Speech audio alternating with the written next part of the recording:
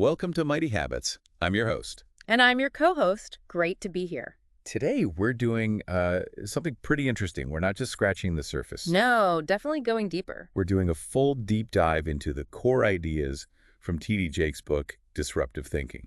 Right. And, when people hear disruptive, they often think business, maybe tech. Exactly. Boardrooms, takeovers, that kind of thing. But this seems to be about much more. Oh, absolutely. We're talking about really a strategy for looking at how we live, how we lead. Even how we love, apparently. That too. It's about fundamentally shaking up our approach to, well, everything.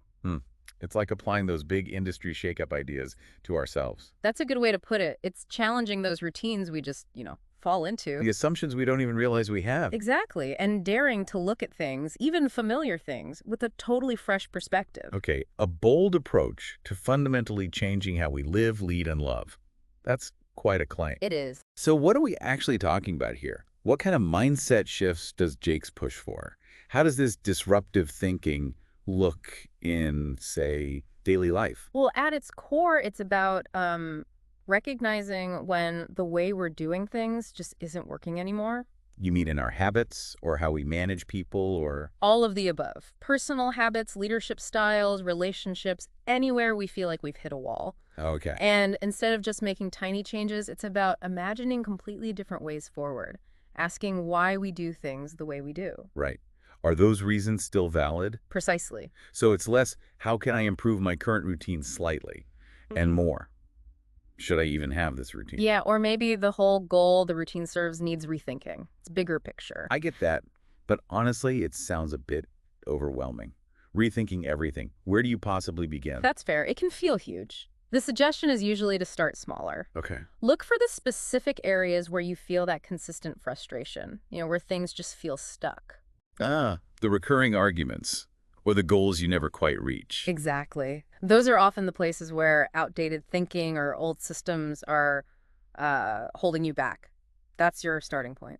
That makes sense. It's easier to see in business, right? A company sees a new competitor, knows it needs to adapt or die. Sure. The external pressure is obvious there. But translating that to our personal lives, can you maybe give an example? Disruptive thinking outside of a company setting. Okay, yeah. Think about someone feeling, well, just unfulfilled at work. Good job on paper, maybe pays well, stable, but something's missing. Right. Happens all the time. The conventional path might be, look for the same job, different company, maybe a slightly better title or commute. A minor tweak. Exactly.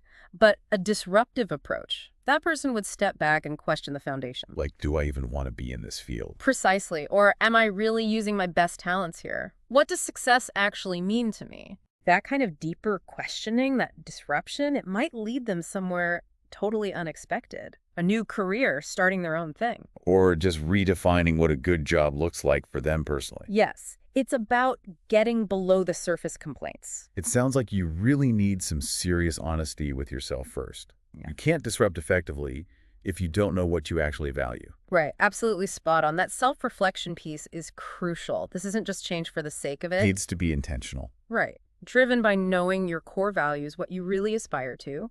It's about finding your unique strengths and thinking, okay, how can I apply these in new, maybe unexpected ways? Now, you mentioned love earlier.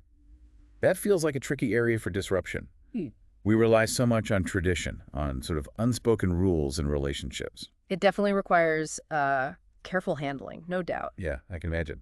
Trying to disrupt your relationship could go sideways fast. Well, the idea isn't to create chaos or conflict. It's more about challenging the patterns that have become stagnant. Those unspoken assumptions that might actually be blocking deeper connection or, growth as a couple. So like the same argument that keeps happening over and over. Perfect example. Disrupting that might mean consciously trying totally new ways to talk about the issue, or even just to listen differently. Getting professional help, maybe. Yeah. Or just agreeing on some new ground rules for difficult conversations. Exactly. Experimenting with different ways to express needs, making a real effort to hear the other person before planning your reply. It's about breaking those negative cycles. So it's proactive, trying to shake things up constructively before you reach crisis point. That's a great way to think about it, like preventative maintenance for the relationship.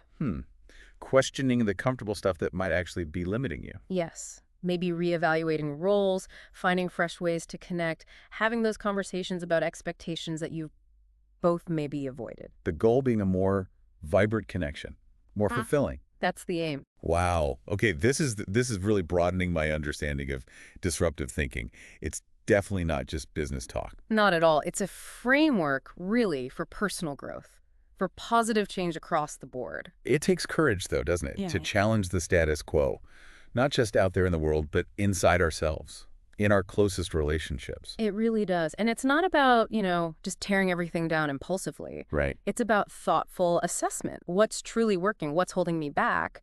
And then, yeah, having the boldness to imagine and actually build something better. So for everyone listening, Yeah. maybe think about those areas. Yeah. Your job, maybe your relationships, even just personal habits that feel stuck. Where you feel that frustration, that plateau. Could adopting a more, let's say, disruptive view, challenging those old assumptions, be the thing that unlocks something really positive and unexpected? It's a powerful question to consider. Definitely food for thought long after this deep dive is over.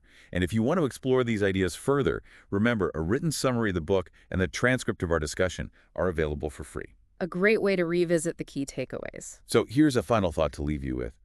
What's one area of your life right now where challenging the way things have always been done, just embracing a little disruption, might lead to surprising and welcome change?